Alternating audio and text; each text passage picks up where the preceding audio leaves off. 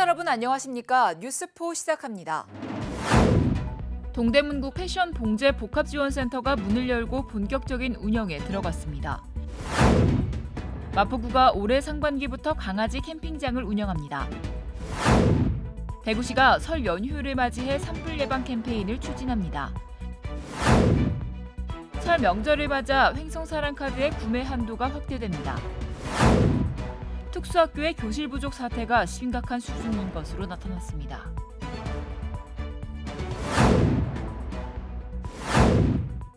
지난해 12월 고병원성 조류 인플루엔자가 고흥에서 검출된 데 이어 이번에는 무안에서도 바이러스가 발견됐습니다. 광주 전남에서만 벌써 9곳에서 검출됐고 8곳에서 확진 판정됐는데요. 조류 인플루엔자의 확산세가 빨라질 경우 설을 앞두고 계란값 폭등이 우려됩니다. 무안군 현경면의 한 오리 농장에서 어젯밤 또다시 H5형 AI 항온이 검출됐습니다. 방역당국은 즉각 해당 농장의 출입을 통제하고 주변에 대한 소독 작업을 진행했습니다. 예방적 조치로 해당 농장에서 키우던 오리 13,000마리를 살처분했고 반경 10km 이내의 농장 30곳, 135만 마리에 대한 정밀 관찰에 나섰습니다. 어떤 원인으로 발생했는지를 조사 중입니다. 그리고 그다음에 10km를 방역대 설정해서 정밀 검사를 실시하고 그다음에 소독을 실시하고 있습니다. 벌써 광주 전남 지역에서는 8곳에서 고병원성 조류 인플루엔자가 확진됐습니다. 고흥과 보성, 장흥을 비롯해 광주광역시 남구에서 1곳씩, 영암과 무안에서 2곳입니다. 이번에 검출된 곳에서도 확진 판정이 나오면 모두 9곳으로 늘어나게 됩니다. 조류 인플루엔자가 확산되면서 계란값도 들썩이고 있습니다. 한 달 전 계란 30개 한 판의 가격은 6,200원대였지만 최근에는 7,300원대 안팎까지 치솟았습니다. 이는 전국 산란계 사육 마리수의 3.5%인 270만 마리가 살처분됐기 때문입니다. 지금 방학 때니까 많이 먹는 편이거든요. 그래서 먹어도 한 며칠이면 애들 같은 경우는 금방 먹으니까, 그러니까 자주 소비하는 것 치고는 가격대가 있는 편이니까 부담스럽죠. 특히 설 대목이 2주 앞으로 다가오고 있어 계란 값까지 소비자에게 부담이 되지 않을까 우려됩니다. 수도권 소식입니다. 용두동에 위치한 동대문구 패션 봉제 복합지원센터가 문을 열고 본격적인 운영에 들어갔습니다. 용두동에 위치한 동대문구 패션 봉제 복합지원센터는 스마트 의류 제조 장비, 제품 개발과 온라인 마케팅 등 원스톱 지원을 위해서 구축한 시설로 2022년 12월 중소벤처기업부 공모사업에 선정 후 리모델링 공사를 거쳐 조성됐습니다. 센터는 건물의 3층부터 7층까지로 연면적 704제곱미터며 3층은 사무실과 의류 전시 공간, 4층은 스마트 자동 재단이 가능한 공용 재단실, 5층과 6층은 특종 봉제 기계들이 설치된 공용 장비실, 7층은 교육실과 커뮤니티 공간으로 조성됐습니다. 구는 센터를 중심으로 공동시설 장비 운영 관리를 통해 영세업체 생산 지원, 의류봉제 역량 강화 교육, 경영기술 컨설팅 지원, 디자이너 봉제 소공인 협업 지원과 상품 개발, 소공인 네트워크 구축 등을 추진할 계획입니다. 구는 관내 패션 봉제협회와 소통하고 협력 체계를 구축해 봉제 산업이 지속적으로 성장할 수 있도록 최선을 다하겠다고 밝혔습니다. 동대문 구청 앞 광장에서는 설 명절을 맞아 농수산물 직거래 장터가 열립니다. 구는 자매도시 농가의 품질 좋은 지역 특산물과 제수용품을 저렴하게 판매하는 명절맞이 직거래 장터를 20년 넘게 운영해왔으며 매년 소비자와 생산자 모두에게 큰 호응을 얻고 있습니다. 이번 설맞이 직거래 장터는 동대문구와 자매결연을 맺은 13개 시군이 참여해 제수용품으로 많이 쓰이는 사과, 배, 한우 등과 지역 특산물인 멸치 등 총 100여 개 품목을 판매합니다. 또한 대부분 품목이 택배 배송이 가능해 편하게 이용할 수 있습니다. 구는 고물가 시대 제수용품의 가격이 많이 올랐지만 직거래를 통해 저렴하게 차례상을 준비하는 기회가 되길 바란다고 전했습니다. 요즘 반려동물 키우시는 분들 참 많으시죠? 따라서 강아지 수영장이나 놀이터 등 각종 반려동물 놀이시설이 부쩍 늘어났는데요. 마포구가 올해 상반기부터 800평이 넘는 강아지 캠핑장을 운영합니다. 여러 가지 특화 서비스를 누릴 수 있다고 하는데요. 자세한 소식 전해드립니다. 마포구가 올해 상반기 내 상암동에 2,800제곱미터 규모 반려동물 캠핑장을 조성합니다. 마포구 반려동물 캠핑장은 반려동물과 반려인의 다양한 여가 활동을 지향하며 안전을 위해 소형견과 대형견의 공간을 분리하고 음수대, 놀이시설, 전용 캠핑 데크를 조성합니다. 뿐만 아니라 캠핑용품 대여 서비스나 반려동물 용품, 먹거리를 파는 시설들도 운영할 예정입니다. 또 여름 수영장, 반려동물 경연대회, 수제 간식 만들기 등 이벤트나 반려견 행동 교정, 패티켓 교육, 전문 인력 양성 과정을 포함한 문화교실도 운영할 예정입니다. 올해 상반기에 정식 개장하는 마포구 반려동물 캠핑장을 방문해 좋은 추억 남기길 바랍니다. 대한적십자사는 재난구호와 공공의료 등의 사업을 통해 국민의 생명과 안전을 지키는 인도주의 기관입니다. 이번에 마포구가 대한적십자사 봉사회 서울지사회에 특별 회비를 전달해 취약계층을 돕고 재난구호에 힘을 보태고자 했습니다. 지난 19일 마포구가 대한적십자사 봉사회 서울지사회에 특별회비 100만 원을 전달했습니다. 마포구청 정책회의실에서 열린 이번 전달식은 복지 사각지대 취약계층의 고통 경감을 위해 마련됐습니다. 이번 행사는 박강수 마포구청장과 서덕화 대한적십자 서울지사 서북봉사관장, 김은옥 대한적십자사 봉사회 마포지구 협의회장 등이 참석한 가운데 진행됐습니다. 이날 전달된 회비는 취약계층 지원과 재난 구호를 위한 적십자의 인도주의 사업에 사용됩니다. 계속해서 광역시 소식입니다. 동성로 르네상스 민간협의회가 26일 민간협의회 위원 50여 명이 참석한 가운데 산격청사 대강당에서 열렸습니다. 이날 회의에서는 2024년 동성로 르네상스 프로젝트를 위한 본격 추진을 위한 논의가 이뤄졌습니다. 사업별 추진 사항을 공유하고 현안 사항을 논의하는 한편 유기적 추진을 위한 협의도 진행됐습니다. 동성로 르네상스 프로젝트 민관협의회는 대구시 경제국장과 상인회장을 공동위원장으로 문화관광, 상권, 교통, 도심공간 등 4개 분과에서 총 13개 사업을 추진하고 있습니다. 대구시가 설 연휴 성묘객과 등산 인구가 증가할 것으로 예상됨에 따라 등산로에서 산불 예방 캠페인을 추진합니다. 이날 행사에는 김선조 행정부시장을 비롯한 공무원, 시민단체 회원 60여 명이 참여해 앞산을 찾는 등산객들을 대상으로 산불에 대한 경각심과 산불 예방의 중요성을 알렸습니다. 팔공산, 비슬산 등 주요 산 등산로 8곳에서도 지역 각 구군 공무원 등 150여 명이 참여하는 캠페인을 동시다발적으로 추진했습니다. 산불 캠페인은 작은 불씨 때문에 수백 년간 가꿔온 소중한 살림이 잿더미가 되고 이웃의 삶의 터전과 목숨까지 빼앗아갈 수 있음을 알리며 관심과 주의를 상기시키는 데 목적이 있습니다. 이어서 강원도 소식입니다. 설 명절을 맞아 2월 한 달간 지역 사랑 상품권인 횡성 사랑카드의 구매 한도가 기존 50만 원에서 100만 원으로 확대되고 적립률은 10%에서 15%로 상향됩니다. 이번 행사에 따라 횡성사랑카드를 사용하면 15% 한도로 100만 원까지 월 최대 15만 원의 적립금을 환급받을 수 있으며 이는 기존 50만 원 한도일 때보다 월 10만 원을 더 돌려받을 수 있게 됩니다. 횡성구는 이번 조치로 위축돼 있던 지역 내 소비 심리가 살아나고 소상공인 매출 증대로 이어져 지역 경제에 큰 활력이 될 것으로 기대하고 있습니다. 횡성군이 국민 안전을 위해 위급한 응급 환자 발생 시 신속하고 정확하게 처치 이송할 수 있도록 응급의료 전용 헬기인 닥터 헬기 이착륙 장소인 인계점을 운영합니다. 횡성에서의 이송 실적은 2013년부터 현재까지 총 14건이며 2023년에는 3건으로 매년 증가하는 추세에 있습니다.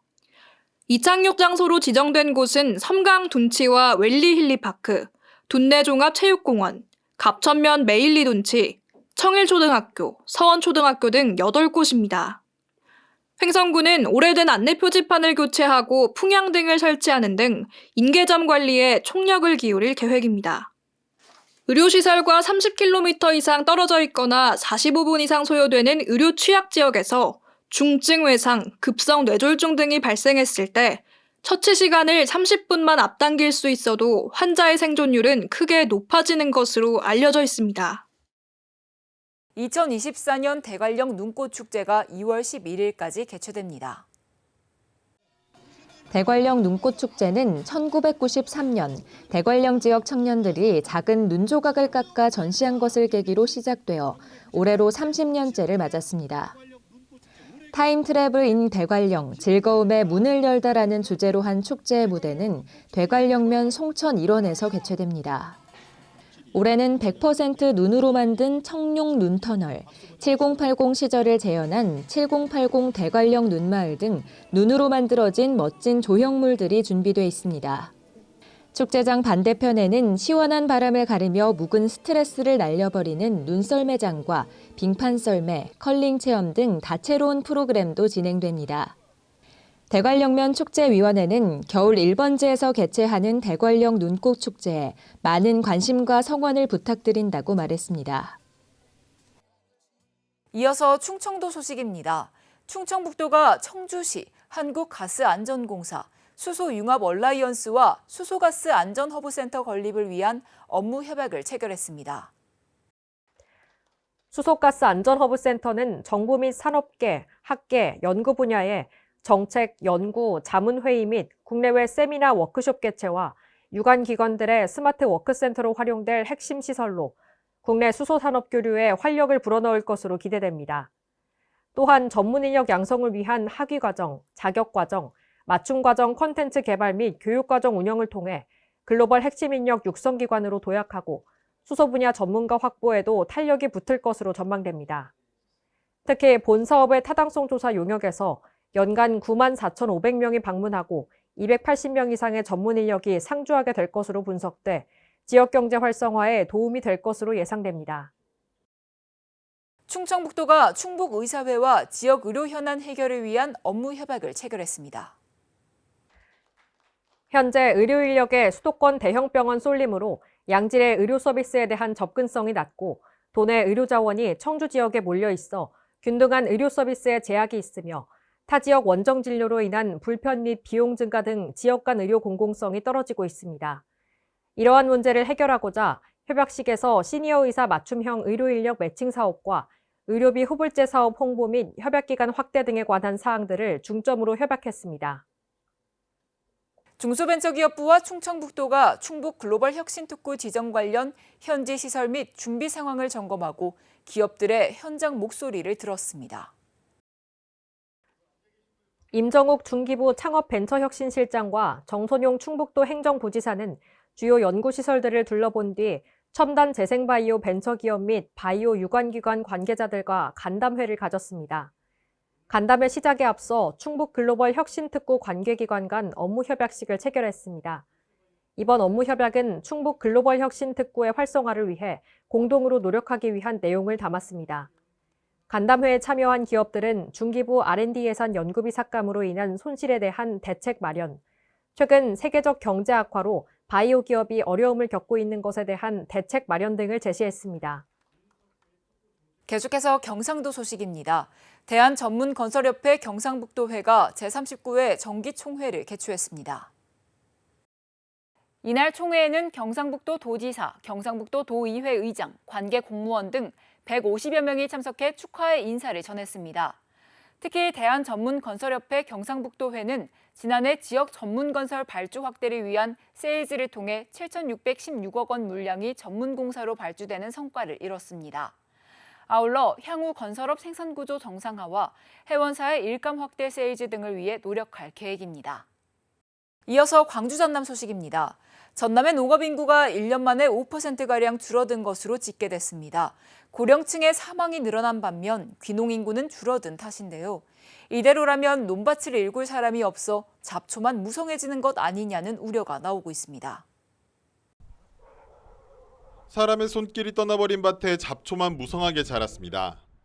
옆마을에는 수년째 비어있는 집을 어렵지 않게 찾아볼 수 있습니다. 이 밭 같은 경우도 주인이 경작하기 힘드니까 뭐 농협협동조합 같은 데서 이제 그 소출을 위해서 지고 그런 값어요. 전국 제1의 농도인 전남의 논밭 규모가 매년 빠르게 줄고 있습니다.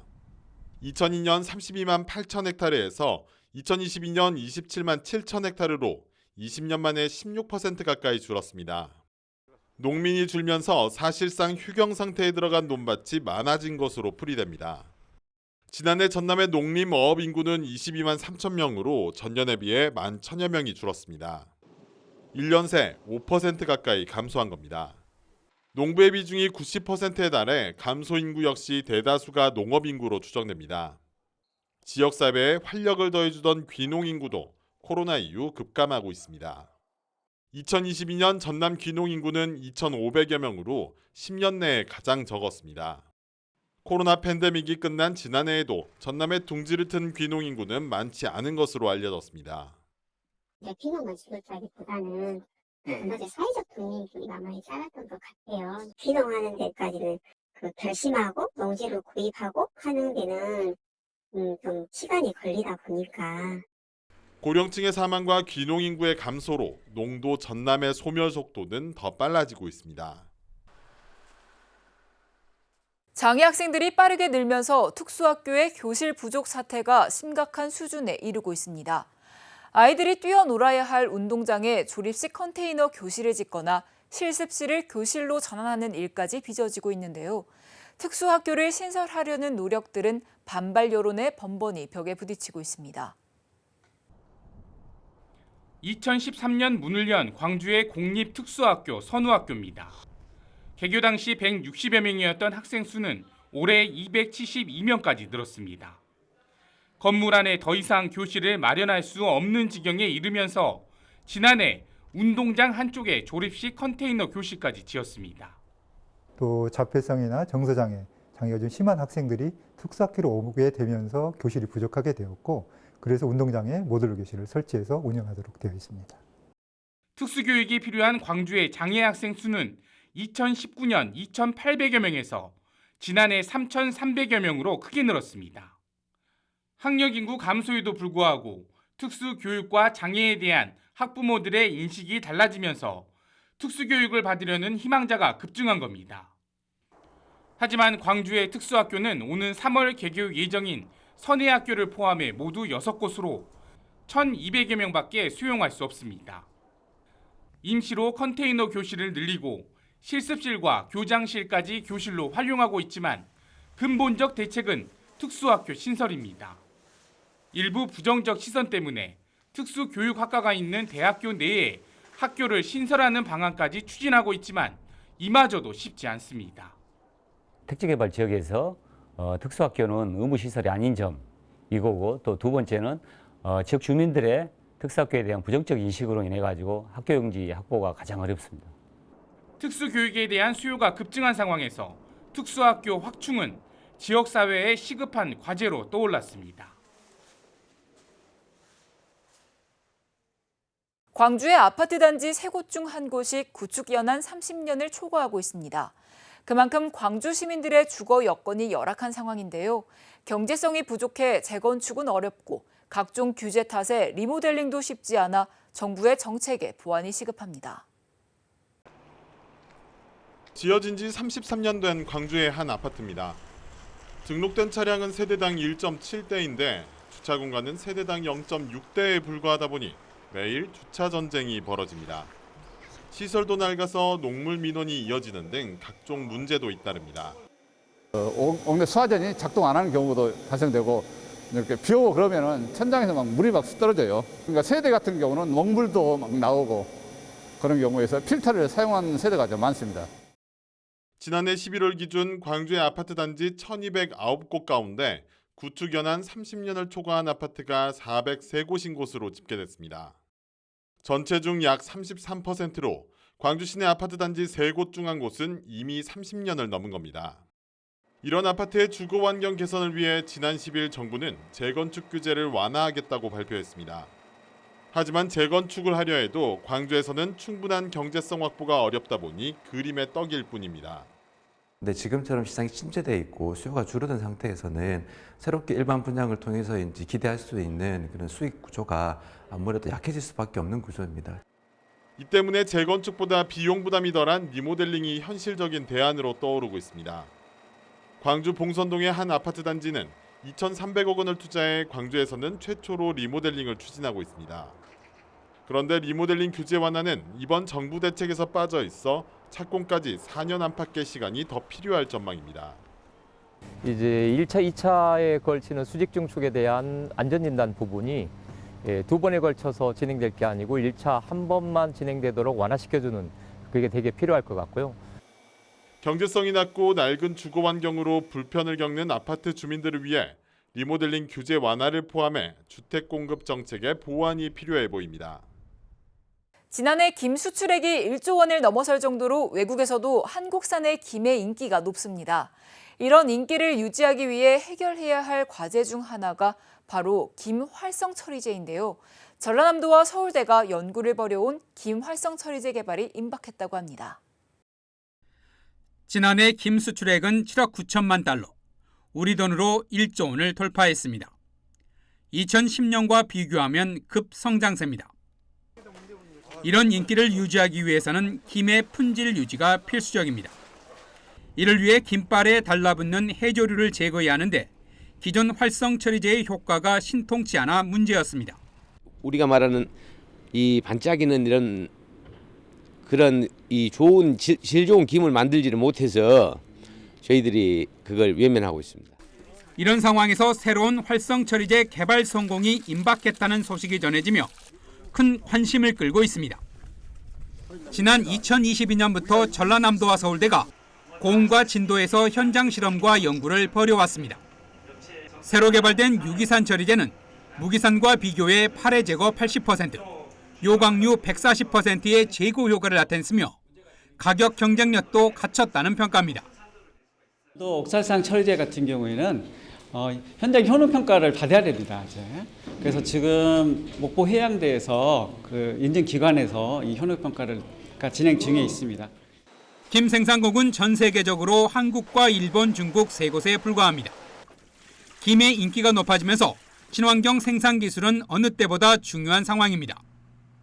전국 생산량의 76%를 차지하는 전남김은 고흥에서 가장 많이 생산되고 그 다음으로 진도와 완도, 해남 등에서 양식됩니다. 여수시 기업들이 지역민들을 위한 이웃사랑 나눔을 이어가고 있습니다. 주식회사 YN텍 박지영 대표이사는 이웃사랑 성금으로 4천만 원을 후원했습니다. 이날 전달된 성금은 전남사회복지 공동모금회를 통해 희망 2024 나눔 캠페인 성금으로 2천만 원, 3일동 주민들을 위한 지역사회 보장협의체 사업비로 2천만 원을 각각 지원합니다. 이어 농협중앙회 여수시 지부 권용대 지부장이 시를 방문해 저소득 취약계층과 사회복지시설에 5천만 원 상당의 백미 10kg, 1,700포를 전달했습니다. 후원된 백미는 27개 읍면동 저소득 취약계층 620세대와 노인복지관 등 사회복지시설 5개소에 전달될 예정입니다.